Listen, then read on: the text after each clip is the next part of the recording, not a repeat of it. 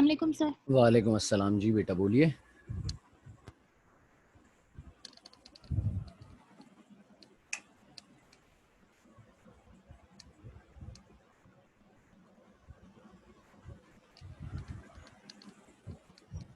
अच्छा भाई बाकी कौम आ जाए तो फिर उसके बाद स्टार्ट कर देते हैं। मैं रिकॉर्ड स्टार्ट करना भूल गया था यार, मतलब बिल्कुल ही रह गई। तो मैं एक शॉर्ट ओवरव्यू दे रहा हूँ जो अभी बच्चे आए। भाई चैप्टर नंबर 2 हम बात स्टार्ट कर रहे हैं। नाम है इसका हाइड्रोजन। हाइड्रोजन बना है दो लफ्जों से, हाइड्रो और जेनस। हाइड्रो मीन्स होता है बेटा वाटर और जेनस मीन्स होता है प्रोड्यूसर, यानी कि हाइड्रोजन के लफ्जी माने हो गए वाटर प्रोड्यूसर। बात समझ रहे हैं? सबसे पहले हाइड्रोजन गैस को दुनिया में डिस्कवर करा था एक साइंटिस्ट जिनका नाम था हेनरी कैवेंडिश। उन्होंने इसे डिस्कवर करने के बाद इसे नाम दिया था कंबस्टिबल एयर। सही है। अब हाइड्रोजन, अगर आपसे कोई कहे कि ये हाइड्रोजन है तो ये हाइड्रोजन नहीं है, ये हाइड्रोजन गैस है, ये H2 है। हाइड्रोजन का सिंबल होता है H। हाइड्रोजन का एटॉमिक नंबर होता है 1। हाइड्रोजन का मास नंबर होता है 1। हाइड्रोजन बेतहाशा जगहों पर हमारी दुनिया के अंदर पाया जा रहा है। ऑर्गेनिक सब्सटेंसेस आप देख लीजिए, वहां एसेंशियली कार्बन होता है और उसकी वैलेंसीज को बराबर करने के हम हाइड्रोजन का इस्तेमाल करते हैं। अमोनिकल सब्सटेंसेस के अंदर हाइड्रोजन है, वाटर के अंदर हाइड्रोजन है, तो बेतहाशा जगहों पर हाइड्रोजन है। अगर हम बात करते हैं इन द होल यूनिवर्स, अल्लाह ताला की तख्लीक की गई पूरी कायनात की मैं अगर बात करूं आपसे, तो उस पूरी कायनात में 99 पॉइंट के बाद 5 9 है। इतने परसेंट हाइड्रोजन आपके पास पाया जाता है। अभी जो इतने सारे परसेंट हाइड्रोजन पाया जा रहा है पूरी यूनिवर्स में, यानी कि हमारी पर्टिकुलर एक गैलेक्सी है, मिल्की वे नहीं, पूरी कायनात में जो अल्लाह ताला ने बनाई है उसमें पाया जा रहा है इतना हाइड्रोजन। तो कैसे? एक छोटी सी एग्जांपल दे रहा हूं मैं। ये जो हमारी दुनिया में नॉर्मल स्टेट में हाइड्रोजन पाया जाता है ना, जो बहुत ही ज्यादा अबंडेंट है, वो है H2 हाइड्रोजन गैस। ये फॉर्म कहलाती है डाई एटॉमिक फॉर्म। क्या कहलाती है बेटा? Diatomic form. क्योंकि आप देख रहे हैं इसमें दो एटम्स हैं। कितने एटम्स हैं? दो। डाई मतलब दो, एटॉमिक मतलब एटम्स, यानी कि दो एटम्स एक साथ मिले हुए पाए जा रहे हैं कंबाइंड स्टेट में। तो उस फॉर्म को हम नाम देते हैं डाई एटॉमिक फॉर्म। बात यहां तक सबको समझ में आती है मेरी? तो हमने इसको क्या नाम दिया भैया? डाई एटॉमिक फॉर्म का हमने इसे नाम दे दिया। ये है एटॉमिक फॉर्म। अल्लाह ताला ने जिस वक्त सूरज बनाया तो सूरज मेजरली हम ये समझते हैं कि किससे बना हुआ है? आग से। ऐसी है ना? मतलब हम सूरज को देखते हैं, कार्टून्स में देखा, अगर मूवीज वगैरह में देखा, तो हमने क्या अज्यूम करा कि यार सूरज बना हुआ है आग से, बहुत बड़ी जो है वो आग का एक गोला है। सही है। लेकिन सूरज बेसिकली बना हुआ है बेटा एटॉमिक हाइड्रोजन से। एक सिंगल एटम ऑफ हाइड्रोजन जो होता है उससे बना हुआ है। यानी कि वहां पर ऐसा नहीं है कि पूरे सूरज के ऊपर सिर्फ एक ही हाइड्रोजन का एटम है, बहुत सारे सारे एटॉमिक हाइड्रोजन से बना हुआ है।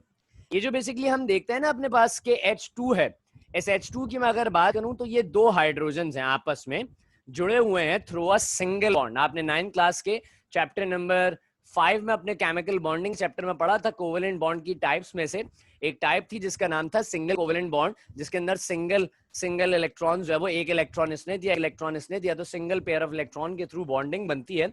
उसका जिक्र किया जा रहा है यहाँ पे। तो ये सिंगल कोवेलेंट बॉन्ड के थ्रू बनते हैं। अगर मैं इस बॉन्ड को, ये दो अलग अलग हाइड्रोजन के एटम्स हैं जुड़े हुए हैं, in this state it is called as the diatomic form of hydrogen which is named as a hydrogen gas. In this particular situation, in this separate situation, it is named as the atomic hydrogen. अगर मैं इस bond को तोड़ता हूं तो मुझे इस bond को तोड़ने के लिए दरकार है 104 किलो कैलोरीज पर मोल। यानी कि हाइड्रोजन गैस का अगर एक मोल है, हाइड्रोजन गैस का अगर एक मोल है, तो उस मोल में हाइड्रोजन एटम्स के बॉन्ड को तोड़ने के लिए 104 किलो कैलोरीज की ताकत की एनर्जी मुझे दरकार है। और ये एक अच्छे खासे अमाउंट की एनर्जी है जो कि मुझे इस वक्त दरकार है। अगर मैं इसको इतनी एनर्जी सप्लाई करता हूं, मिसाल के तौर पे इन दोनों हाइड्रोजन एटम्स को जो आपस में जुड़े हुए हैं, इतनी एनर्जी सप्लाई करता हूं, तो ये बॉन्ड आपस में टूट जाएगा और ये हाइड्रोजन एटम अलग, ये हाइड्रोजन एटम अलग, तो ये कहलाएंगे एटॉमिक हाइड्रोजन। बात समझ में आती है यहां तक सबको? Yes sir. अब जब हमने इस बॉन्ड को तोड़ दिया, हमने इस बॉन्ड को ब्रेक डाउन कर दिया, और ब्रेक डाउन कर देने की सूरत में ये अलग अलग हाइड्रोजन के एटम्स निकलकर हमारे सामने आ गए, अब ये एटॉमिक हाइड्रोजन है, लेकिन मजेदारी की बात ये है कि जो गरीब एटॉमिक हाइड्रोजन ब्रेक डाउन होकर सेपरेट हो रहा है, इस बेचारे गरीब की कोई जिंदगी नहीं है। मतलब जिंदगी से मुराद इसकी लाइफ स्पेन जो है वो बहुत कम है, यानी कि ये 0.3 समथिंग सेकंड्स हैं, इसके अंदर ये वापस जुड़ जाते हैं। यानी कि आपने इन्हें तोड़ा, 0.3 समथिंग सेकंड्स गुजरे और उसके अंदर ये वापस से जुड़ गए, ये वापस से एक H2 बन गया। तो ये बहुत कम टाइम है। अच्छा देखो, मैं मिसाल के तौर पर एक छोटी सी एग्जांपल दूं आपको बॉन्ड एनर्जी की समझाने के लिए। आपने अपने फर्स्ट ईयर के चैप्टर के अंदर बॉन्ड एनर्जी के बारे में पढ़ा था, किसको याद है बॉन्ड एनर्जी किसे कहते हैं? कोई जरा मुझे बॉन्ड एनर्जी डिफाइन कर दे kindly. The amount of energy wants to break down any bond.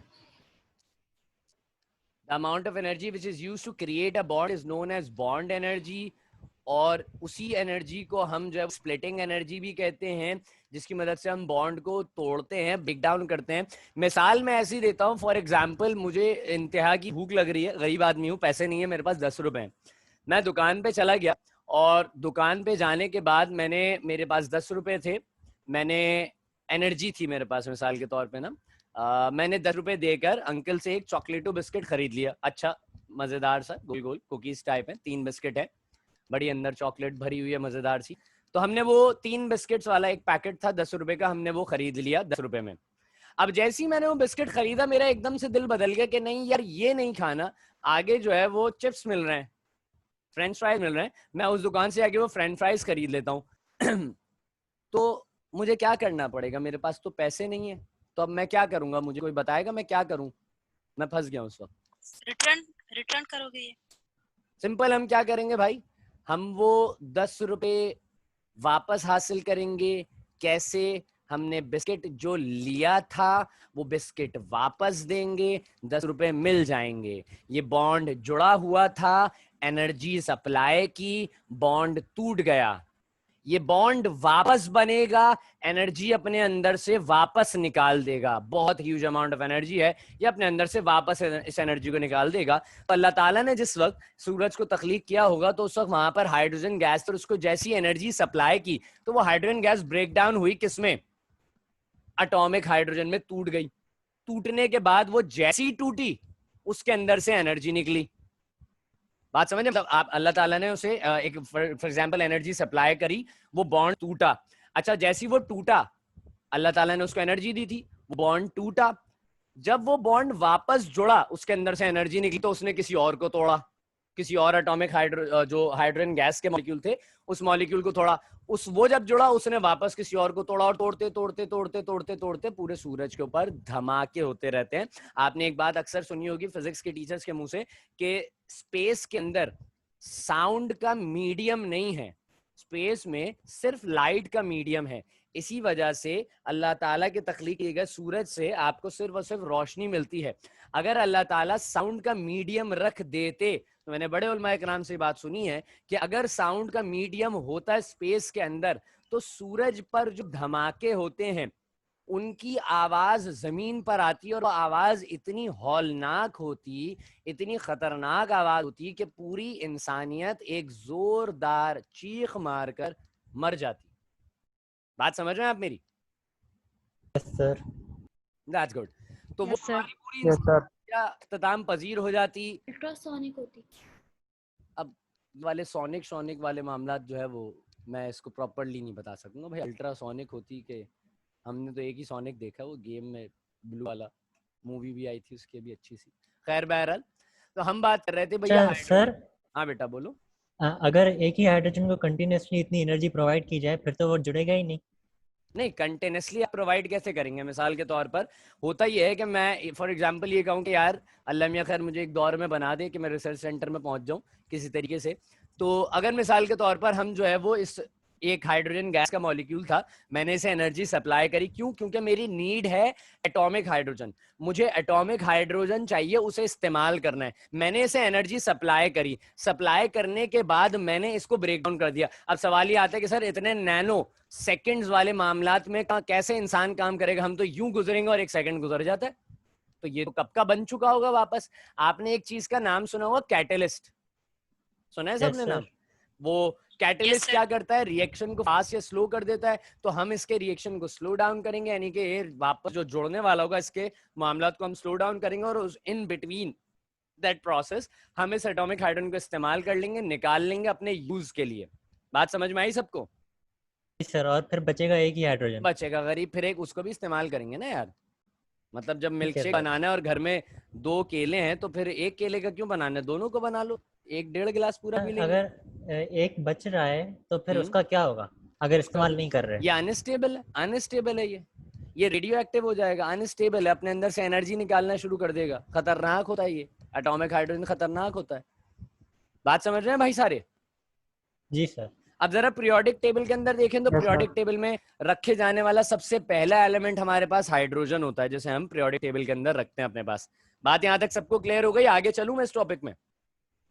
Sir चलो भाई आगे चलते हैं। हाइड्रोजन का एक शॉर्टली इंट्रोडक्शन हमने देख लिया जो हमारे पास है। आइए जरा हाइड्रोजन के कुछ और पहलुओं की जानिब चलते हैं।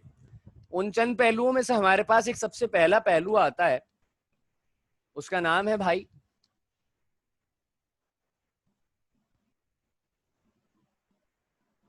Isotopes of hydrogen. सर जी बेटे। स्पेस में ऑक्सीजन तो है नहीं, फिर सन बर्न कैसे होता है अगर ये उसके अंदर देखो, हाइड्रोजन नहीं है? अब यहाँ पर जो बात आती है ना हमारे पास, बहुत मैंने जैसे हमेशा एक बात कही है कि साइंस की बहुत सारी थ्योरीज जो हैं वो हमारी एक अजम्पशन लेवल के ऊपर बेस करती हैं। सही है, इसकी भी अजम्पशन है। हम यहाँ पे ये नहीं कह सकते कि हाँ, क्योंकि हमें पता है कि कंबस्शन जो है वो combustion without any sense of without the presence of oxygen नहीं हो सकती। हाँ, लेकिन हीटिंग विदाउट ऑक्सीजन की जा सकती है। मतलब मैं मिसाल ऐसे दूं कि आप चूल्हे के ऊपर किसी चीज को जलाना शुरू करें, तो अगर आपके उस जगह पर ऑक्सीजन नहीं है तो चूल्हा सवाल ही नहीं पैदा होता, जलेगा। लेकिन अगर मिसाल के तौर पे एक ऐसा एटमॉस्फेयर क्रिएट कर दिया जाए, एक ऐसा रूम क्रिएट कर दिया जाए जिसके अंदर ऑक्सीजन मौजूद ना हो, और वहां पर एक इलेक्ट्रिसिटी का स्विच हो, और उस स्विच बोर्ड के अंदर हम जो है वो ओवन का प्लग लगा दें और ओवन को अंदर रख दें, इलेक्ट्रिक ओवन जो होता है उसके अंदर मैं अपनी दाल रख दूं और ओवन को बंद कर दूं और स्टार्ट कर दूं टाइमर, तो व्हाट डू यू थिंक, क्या दाल गर्म होगी या दाल गर्म नहीं होगी? होगी, गर्म तो होगी। क्योंकि सर, होगी हीटिंग और कंबस्शन दो डिफरेंट प्रोसेस। हम अक्सर जो है इन दोनों प्रोसेस को रिलेट कर जाते हैं। हीटिंग और कंबस्शन दोनों बहुत डिफरेंट प्रोसेस हैं। हीटिंग के अंदर क्या होता है, हम किसी चीज की इंटरनल एनर्जी को एक्स्ट्रा बढ़ा रहे होते हैं। कंबस्शन के अंदर क्या होता है, हम किसी भी चीज को जला रहे होते हैं in the presence of oxygen, और ऑक्सीजन की मौजूदगी में डिफरेंट प्रोडक्ट्स जनरेट कर रहे होते हैं। बात यहाँ तक आप मेरी समझ रहे हैं? तो ये जो मैंने आपको बताया था ना, हाइड्रोजन को ब्रेक डाउन करने के लिए energy in a form of heat provide की जा रही है, ये जलाया नहीं जा रहा है हाइड्रोजन को। बात समझ गए भाई? सर फिर वो हीट एनर्जी आ कहाँ से रही है? सन से ही आ रही है। भाई मैंने ये कहा ना, मिसाल के तौर पर हम सब एक लाइन में लगे हुए हैं। भाई मैं लगा हूँ, मेरे आगे आवेद खड़ा हुआ है, आवेद के आगे जो है वो अनस खड़ा हुआ है, उसके आगे और फिर और लाइन चलती जा रही है लंबी ना, क्यों है? मैंने मिसाल के तौर पे, मुझे 10 रुपए मिले, मुझे आवेद को ईदी देनी थी, मैंने 10 रुपए आवेद को दे दिए। आवेद को 10 रुपए मिले, आवेद ने अगले वाले को दी थी, आवेद ने अगले वाले को दे दी, उसको 10 रुपए मिले, उसने अगले वाले को ईदी दे दी। ऐसे कंटेनर्स चलते जा रहा है, और हो क्या रहा है कि वो पूरी कंटेनर्स जो लाइन चल रही है ना, वो पूरी लाइन आके इख्तिताम मेरे ऊपर ही हो रही है, यानी कि एक पूरा सर्कल बना हुआ है मेरे ऊपर ही। आखिरी बंदे को वापस 10 रुपए मिले, उसने बोला सर मेरे पास कमाई ज्यादा हो गई, आप 10 रुपए और ईदी ले लें। मैंने 10 रुपए और आवेद को दे दिए। वो चलता जा रहा है, चलता जा रहा है, चलता जा रहा है, एक हाइड्रोजन से दूसरा हाइड्रोजन, दूसरा हाइड्रोजन से तीसरा हाइड्रोजन, इस तरह से सबको एनर्जी मिलती जा रही है। बात समझ आप मेरी? जी सर ये बात तो समझ, लेकिन कोई एक स्टार्टिंग पॉइंट तो होगा ना जिसके पास मतलब यहाँ आई देखो, कहाँ थी देखो बस ये वाले जो कुछ पर्टिकुलर पॉइंट्स हैं हमारे पास, इसमें मैं बात कहूँ कि हमारी साइंस जो है वो बहुत सारी जगहों पे आके ठहर जाती है। मतलब अभी मैं रीसेंट व्यूज में बात करूँ, तुम लोग सब माशाल्लाह से अच्छे बाशऊर बच्चे हो और इंटरनेट यूज करते हो सारे। अभी एक यूट्यूबर है मोरो नाम सुना है सबने? सर। जी सर, मोरो ने evolution पे बात हाँ theory of Taimur evolution, Salahuddin. हाँ मुझे नाम की थी तैमूर सर। सलाउद्दीन शायद होगा मेरे ख्याल तैमूर। में। तो थ्योरी ऑफ एवोल्यूशन पे बात की थी। बहुत सारे एस्पेक्ट्स जो है जी बेटा सर। उसके, वो बहुत अलग अलग व्यूज में, बहुत अलग अलग डायरेक्शंस में जा रहे थे। ऐसा पॉसिबल है नहीं बेसिकली ना। हाँ, तो हम बात कर रहे थे स्टार्स की। तो स्टार्स बेसिकली बने होते हैं डिफरेंट गैसेस से, और उनकी जो मेजर कंपोजिशन होती है गैसेस में, जो मेजर कंपोनेंट है, वो मेजर कंपोनेंट होता है आपका हाइड्रोजन। तो यहीं से इस बात को भी अकस किया। ऐसा तो नहीं है भैया कि कोई जो है वो नील आर्मस्ट्रांग को चांद पे भेजा था तो उसको बोला जानी उधर से थोड़ा कर काट के आगे निकल जाओ, वो जो है वो नागन वाली चौरंगी से थोड़ा सा आगे निकलोगे तो वहां सूरज भी पड़ रहा है, उससे भी जरा सैंपल लेते हुए आ जाओ, क्या सीन है वहां, क्या चल रहा है, गर्मी और में ज्यादा है कि नहीं है। ऐसा सीन नहीं था। ये अखज किया गया कि यार सूरज भी फिर हाइड्रोजन से ही, और अगर हाइड्रोजन से है तो वहां पर इतनी तपिश और इतनी गर्मी नहीं हो सकती अनटिल और अनलेस के वहां पर एटॉमिक हाइड्रोजन ना मौजूद हो। बात समझ रहे हैं भाई सारे? सर मतलब अजम्पशन थी। बहुत सारी अजम्पशंस हैं भैया, बहुत सारी अजम्पशंस हैं। मैं आपको ऐसे बताऊं कि मैं जिस वक्त खुद इंटर में था 2013 की मैं आपसे बात कर रहा हूँ, उस वक्त हमारे टीचर ने हमसे ये बात कही थी कि भैया जो कुछ मैं पढ़ा रहा हूँ ना ये सब बेवकूफ़ी है। ये बात मैं आपसे कह देता हूँ, जो कुछ मैं पढ़ा रहा हूँ इसमें बहुत सारी बातों में सदाकत नहीं होती, बस साइंस है, हमारे कोर्स का हिस्सा है, हमें पास होना है, हमें पढ़ना पड़ेगा। अनटिल अनलेस मैं यहाँ तक बताऊं कि बहुत ज्यादा हमने इलेक्ट्रॉन पे भी बहुत ज्यादा फोकसेबल, अब कह सकता हूँ कि आपके दौर में जितनी रिसर्च हो चुकी है, जितनी जो है वो हाईली पावर्ड एटॉमिक माइक्रोस्कोप्स बन चुकी हैं, नैनोइड माइक्रोस्कोप बन चुकी हैं, क्या नैनोज और जो नैनो टेक्नोलॉजी उससे रिलेटेड या फिर एटॉमिक टेक्नोलॉजी से रिलेटेड आइसोटोप्स बन चुके हैं, तो हम बहुत इन डीप देख सकते हैं। वरना कुछ साल पहले जब ये थ्योरीज थी ना, उस वक्त तक तो किसी ने एटम भी नहीं देखा था सही से, उस वक्त तो किसी को इलेक्ट्रॉन भी नहीं पता था, जब ये थ्योरीज बहुत सारी पुरानी थ्योरीज आई थी। बात समझ रहे हैं आप? ये अब मजेदारी की एक बात बताऊं जो हमारी अकल नहीं कहती, मैं तुमसे ये कहूं फॉर एग्जांपल के यार कल मैं जो है वो नागन की तरफ से आ रहा था और जब मैं आ गया घर तो मुझे पता चला नागन पे एक धमाका हुआ और वो पुल बन गया एक नया। ऐसा पॉसिबल है? मानोगे मेरी बात? नहीं सर। कभी डिस्ट्रक्शन से सुना कि कंस्ट्रक्शन होती है? डिस्ट्रक्शन से कंस्ट्रक्शन सुनी कभी? No sir. नहीं सर। साइंस की बिग बैंग थ्योरी कहती है कि बिग बैंग थ्योरी में बोला। That's good, big bang theory. और अगर आप कुरान शरीफ में आ जाइए तो वहां पे बताया जाता है कि हमने एक धमाके से दुनिया को तख्लीक कर लिया।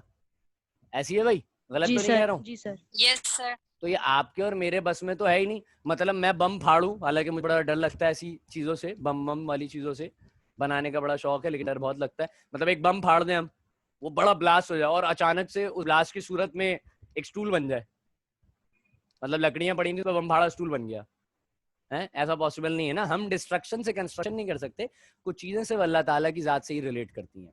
तो बहुत सारे कॉन्सेप्ट्स ऐसे आते हैं जहाँ पे हम थोड़ा सा लैग कर जाते हैं। हमारे इंसानी दिमाग अगर उसके ऊपर बहुत ज्यादा सोचना शुरू करे तो हम कहते हैं हाँ यार ऐसा पॉसिबल नहीं हो सकता। कुछ चीजें बस ऐसी है कि लकीर के फकीर है, पर हम पत्थर पे लकीर के हिसाब पे चल रहे हैं बस यहाँ पे। खैर बहरहाल बात कर रहे थे आइसोटोप्स के ऊपर। कोई मुझे जरा जल्दी से आइसोटोप्स को डिफाइन कर दे, that what are the isotopes?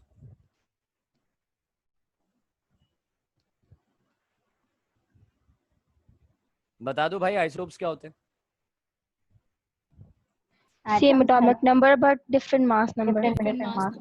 That's good. कहा जा रहा Same है, atomic number but different mass number. That's good. कहा जा रहा है isotopes are the atoms of the same elements. एक ही एलिमेंट के अलग अलग एटम्स होंगे, atoms of the same elements having the same atomic number, उन सब के एटॉमिक नंबर सेम होंगे।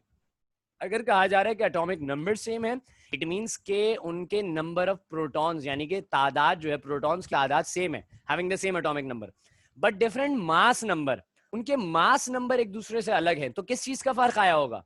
किस चीज के फर्क की वजह से? न्यूट्रॉन। That's good. तो एक दूसरी डेफिनेशन आइसोटोप्स की बनती है that atoms of the same elements having the same number of protons but different number of neutrons. बात यहां तक मेरी आप समझ रहे हैं? सर कहा जाता है सेम, मैं इसको बिल्कुल स्टार्ट से ही बताऊं, atoms of the same element having the same, अरे गरीब, एक सेकंड रुको भाई, अल्लाह अकबर। चल कहाँ थे हम? having the same atomic number but different mass number। कोई मुझे जरा टाइम बता देगा कितना रह गया हमारी मीटिंग एंड होने में? 7 minutes। चलो 7 मिनट है। बताया जब atoms of the same elements having the same atomic but different atomic numbers. आओ जरा देख लेते हैं 3 हाइड्रोजन, पहला, दूसरा और फिर आ गया आखिर में तीसरा। 3 hydrogens having the same atomic numbers 1 1, इसको डिफरेंट कलर से शो करूं ताकि तुम लोगों को इजीली विजिबल हो। 1 1 और फिर 1, having the same atomic number but different mass number. इसका हो गया 1 2 3। बात समझ रहे हैं आप ही मेरी? भाई बात यहाँ तक क्लियर है? अब जरा दो चीजें देख लेते हैं, प्रोटॉन और न्यूट्रॉन। मुझे बताओ इलेक्ट्रॉन्स कितने होंगे इनमें? इलेक्ट्रॉन्स की तादाद सेम होगी या अलग अलग होगी? सर सेम होगी 1। क्यों क्यों? जितने One कैसे प्रोटॉन्स बता- होते हैं उतने न्यूट्रॉन्स। That's good. जितने प्रोटॉन्स होते हैं उतने ही इलेक्ट्रॉन्स हमारे पास एक न्यूट्रल एटम में, अनटिल और अनलेस कि उसने किसी इलेक्ट्रॉन शेयर ना किया हो या डोनेट या उसको कोई charge एक्सेप्ट ना ना हो। किया हो, चार्ज ना हो। बेसिकली आसान अल्फाज में हम इस बात को कह सकते हैं। तो इसमें प्रोटॉन्स कितने हैं भाई? सर 1। 1 प्रोटॉन है। न्यूट्रॉन कितने हैं? सर 1। जीरो। Zero. जीरो, क्योंकि ये जो बनता है ना मास नंबर है नीचे न्यूट्रॉन वाला, होता है। Mass number proton plus neutron होता है। मास नंबर क्या होता है मेरे बेटे? प्रोटॉन प्लस न्यूट्रॉन होता है आपके न्यूट्रॉन। पास। बात यहाँ तक क्लियर हो गई? अच्छा, इसमें प्रोटॉन कितने हैं? ये तो ऊपर लिखा हुआ नंबर 1 है। 1 न्यूट्रॉन कितने होंगे? सर 1। 1 1 होंगे। 1 प्लस 1 2 हो गया। 1 प्लस 0 1 हो गया। यहाँ प्रोटॉन कितने? 1 1। न्यूट्रॉन कितने? 2 2। 2। आ जाओ, यहाँ तक लिख ली कहानी, सबको समझ में आ गई यहाँ तक की बात? Yes sir. अब जरा मीटिंग को रिज्वाइन कर लेते हैं, फिर मैं पॉइंट को बड़े अच्छे अंदाज में डिफाइन करके आगे एक्सप्लेन करता हूँ। सही है भाई? मीटिंग जल्दी से रिज्वाइन कर लो, शाबाश सारे।